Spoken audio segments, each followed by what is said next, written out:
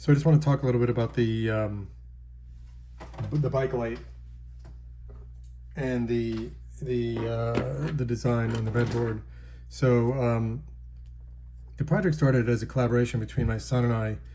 My son got a 3D printer. He wanted to like print something, and he decided like, hey, let's make a bike light. And I'm like, yeah, sure. You do the 3D print stuff. I'll do the electronics and the software. So this is kind of what the design was on a breadboard. Here's what the case looks like. One of the couple cases, it was a lot of trial and error trying to get a button on the side here. Here's a version of this all packed in. This is like the functional one with the USB-C right there sticking out. Pretty cool stuff. So this is my first time programming a microcontroller like this. So for first time out of the box, I was using Arduino. This is an ESP32C3.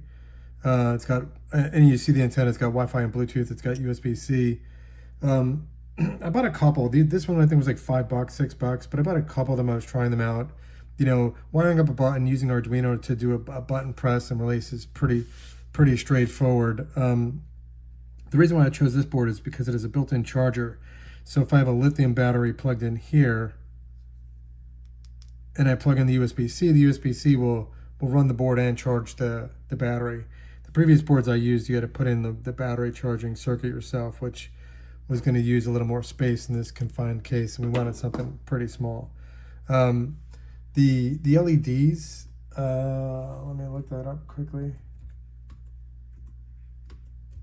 The LEDs are the SK9822. So these are really cool. You see there's an SPI connection. There's 4 wires, power, ground, and the data. And you'll see there's four leads throughout here. You buy this in a big strip and you cut it, which is like pretty convenient. So here's like a big strip of it. These are the things. It's got like a sticky back. So I think the idea is like you kind of stick them to your wall if you have a dorm room or something. But you can literally go to like one of these lines here between the two lights, and with a pair of scissors and literally cut it, and then you're only left with just having to solder onto the 4 pads there, which is not hard. I'm not a very good solder person, and I was able to do it pretty cleanly. So that's there. The button, and like I said, the antenna is for the Bluetooth and Wi-Fi. I was messing around with the Bluetooth, being able to maybe like have a mobile app, be able to program different patterns. So the first time I programmed it doing Arduino APIs and SDKs, and it was pretty cool. I like it. I like the abstraction. But when I got to the power saving, in this device, if you hold the button down for 2 seconds, it puts it in a deep sleep. And then in order to access that deep sleep, you've got to use the ExpressF APIs directly. So I just decided to ditch Arduino outright and use the ExpressF APIs directly. That's what this is programmed using now. The other thing is the ExpressF has a really cool VS Code extension, which gives you the cross compilation toolchain. It gives you the flashing utility. It's really nice. It's all driving the command line stuff in the background, but it integrates nicely. Just basically like push a button in the IDE, it compiles your code, it will flash it. I mean, this code is pretty simple. I didn't really need the debugger that much.